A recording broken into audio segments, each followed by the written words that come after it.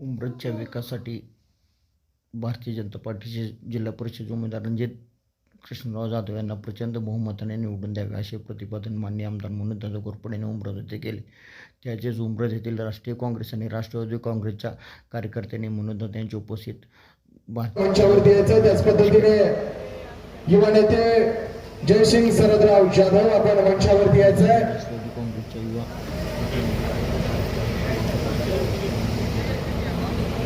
सन्माननीय जयसिंग शरदराव जाधव आपण मंचावरती, जयसिंग शरदराव पाटील आपण मंचावरती यायचं. त्याच पद्धतीने उमरठ नगरीचे माजी उपसरपंच सन्माननीय अमोलजी जाधव माजी ग्रामपंचायत सदस्य आपला या आदरणीय दादांच्या शुभ हस्ते हा पक्षप्रवेश आपण मंचावरती यायचं. त्याच पद्धतीने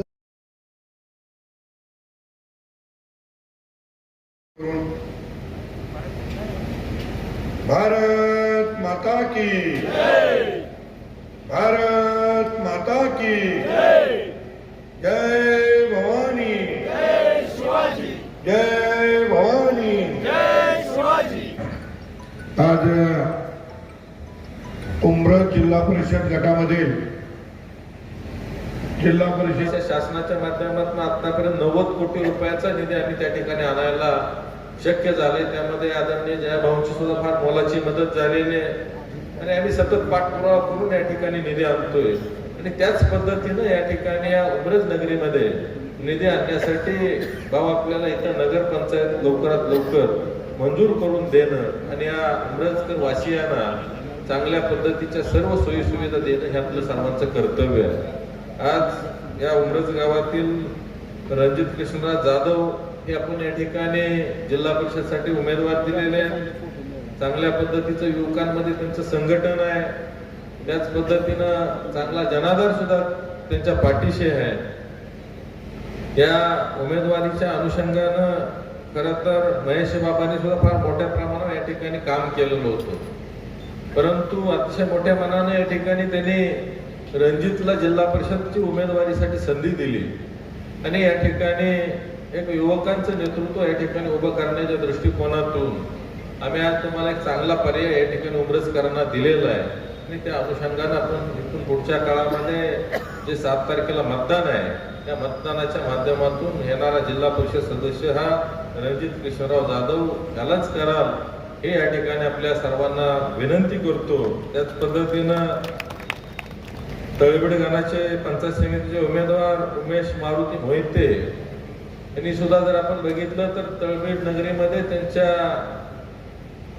या ठिकाणी मिसेस मृणालिनी मोहिते या सरपंच आहेत. तळबीड नगरीमध्ये कमीत कमी माझ्या माहितीप्रमाणे 7 ते 8 कोटी रुपयांची कामं आता प्रस्तावित आणि काही कामं चालू आहेत, काही कामं झालेली आपल्याला पाहायला मिळते. एवढ्या मोठ्या प्रमाणावर त्या गावाचा विकास केलेला आहे. त्यामुळे त्या विभागाला न्याय देण्याचं काम एक अतिशय चांगलं नेतृत्व त्या ठिकाणी आम्ही दिलेलं आहे. तसंच उमरठ पंचायत समिती गणाचे उमेदवार शशिकला लिंगेश्वर फणसे यांच्या बाबतीत सांगायचं झालं तर अगदी लालकृष्ण अडवाणींच्या बरोबर सुद्धा त्यांनी काम केलेलं आहे. नितीनजी गडकरींच्या बरोबर काम केलेलं आहे. आणि या भारतीय जनता पार्टीच्या कार्यकर्त्याला संधी देण्याचं काम आज आम्ही या ठिकाणी या पंचायत समितीच्या सदस्यत्वासाठी अधिकृत उमेदवार म्हणून दिलेलं आहे.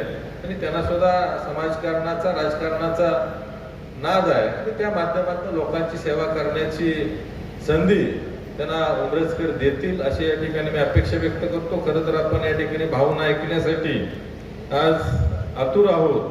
त्यामुळं येणाऱ्या 7 तारखेला आपण या तिन्ही उमेदवारांना कमळ चिन्हासमोरील बटन दाबून मोठ्या मताधिक्याने विजय करा अशी या ठिकाणी अपेक्षा व्यक्त करून थांबतो. जय जय महाराज. आज आपले लाडके कार्यसम्राट आमदार मनोजदादा घोरपडे तसेच आपले कराडचे नेते श्री धैर्यशीलदादा कदम तसेच माजी जिल्हा परिषद सदस्य संपतराव जाधव भाऊ तसेच माजी जिल्हा परिषद सदस्य मारुतीराव जाधव तसेच आमचे नेते महेश बाबा जाधव आणि सर्व उपस्थित महिला आणि भगिनी.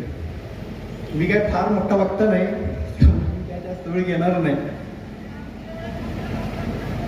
आज या ठिकाणी आज आपण एवढे सगळेजण जमला आहात तर माझी फक्त एकच हे की आज इथून पुढे मनोजदादांच्या बरोबर अगदी त्यांच्या आदेशाने विकास करायचं काम हे पूर्ण जिल्हा परिषद गट आणि गण करीन एवढी मी ग्वाही देतो. आणि या येणाऱ्या 7 तारखेला जिल्हा परिषद आणि पंचायत समिती तैबीडगण आणि उमराजगण या कमळ या चिन्हासमोर बटन दाबून मला प्रचंड बहुमताने विजय करा आणि मला सेवा करायची संधी द्या.